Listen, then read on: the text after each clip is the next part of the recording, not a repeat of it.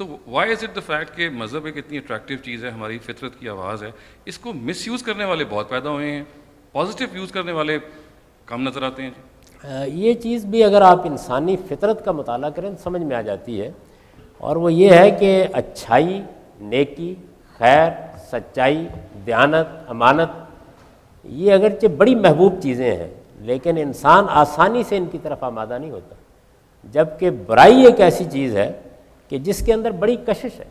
حضرت مسیح علیہ السلام نے انجیل میں بہت خوبصورت جملہ کہا ہے کہ نیکی کی راہ تنگ ہے اور اس پر چلنے والے بہت تھوڑے ہوتے ہیں, اور برائی کی راہ بڑی کشادہ ہے اور اس پر جب چاہیں آپ ہجوم اکٹھا کر سکتے ہیں.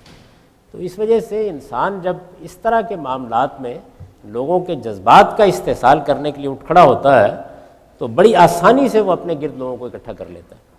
اس کے بالکل برخلاف اگر آپ جذبات کو برانگیختہ نہیں کرتے, آپ لوگوں کی نفسیات کا استحصال نہیں کرتے, آپ علم اور عقل کی بات کرتے ہیں, تو آپ دیکھ لیجئے پوری انسانی تاریخ میں بہت کم لوگ آپ کی بات سننے کے لیے تیار ہوتے ہیں. یعنی ہمارے ملک پاکستان میں تو تجربہ کر کے دیکھ لیجئے کہ علم عقل کی بات کرنے والوں کے لیے کوئی گنجائش نہیں ہے کہ وہ کھڑے بھی رہ سکیں, اور جو لوگ جذبات کو برانگیختہ کرتے ہیں اور جہالت پر مبنی جو چیز بات دل میں آتی ہے کہتے چلے جاتے ہیں سبحان اللہ, واہ واہ کیا کہنے ہیں, پوری کی پوری قوم اٹھ کھڑی ہوتی ہے. تو یہ ہے انسان کے ساتھ معاملہ. اگر ایسا نہ ہوتا تو پھر انسان کا امتحان کیا تھا؟ یہی امتحان ہے. اصل میں بہت کم لوگ اس کو سمجھتے ہیں کہ امتحان صرف عمل کا نہیں ہو رہا, وہ علم کا بھی ہو رہا ہے. یعنی ہم سچائی کو کیا جاننا چاہتے ہیں؟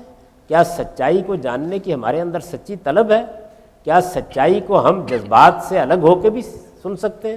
میں ہمیشہ کہتا ہوں اپنے طالب علموں کو بھی کہ آپ علم کی بارگاہ میں داخل ہوں تو جذبات دروازے پر رکھ آئیے, اس لیے کہ علم کی بارگاہ میں جذبات کا کوئی دخل نہیں ہوتا.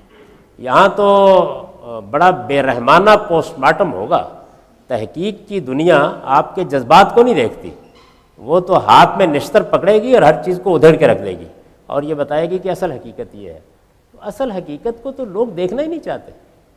میں آپ سے عرض کرتا ہوں کہ جب میں نے دین پر ابتدا میں تحقیق کا کام شروع کیا تو میری ایک چھوٹی بہن تھی, وہ اللہ کو پیاری ہو گئیں.